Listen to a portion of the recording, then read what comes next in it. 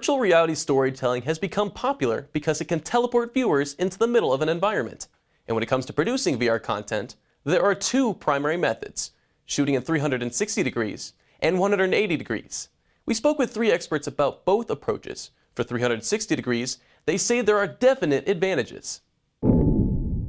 I think the biggest benefit is that you have the environment around you, and it brings a different level of immersion that you can't achieve with just 180 degrees. The first story that we did in 360 video at BuzzFeed was about a giant forest fire, or the aftermath of the fire.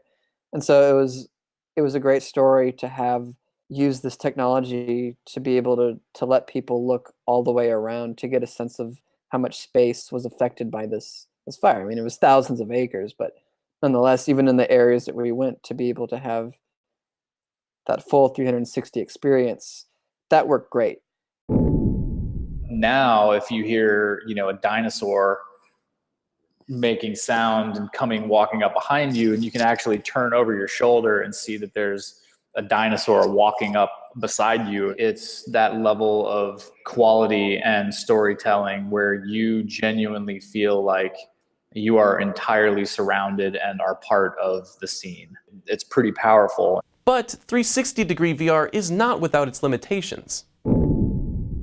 Drawing people's attention in the right way, that's been a challenge for people to get right. And so making sure that people are seeing the story in a way that you want them to see it, but also leveraging the full 360 degrees. 360 degrees is hard to light properly because, in fixed frame, you're typically lighting it perfectly for that specific frame. Whereas 360, it's kind of like you're lighting everywhere. You can't have directors and producers and lighting people and sound people hanging out on the set. The production side of things has presented the biggest challenge. With 360, you have to go through the process of stitching, downloading, downloading, putting your files in the right place, naming, so everything is times 6.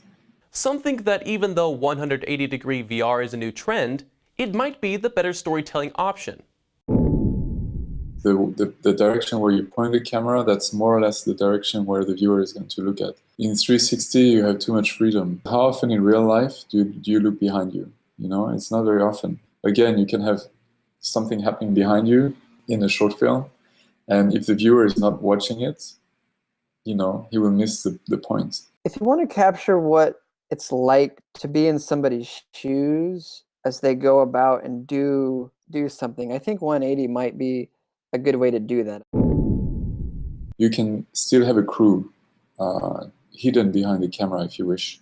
You can have soundman, you can have lights, you can have the whole crew, whereas in 360, you have to hide all the crew and you can't really use lights. So it's not so flexible if you come from a filmmaking background. But critics say 180-degree VR has a few disadvantages. For one, they wonder how 180 is really all that different from shooting with a normal fixed-view camera.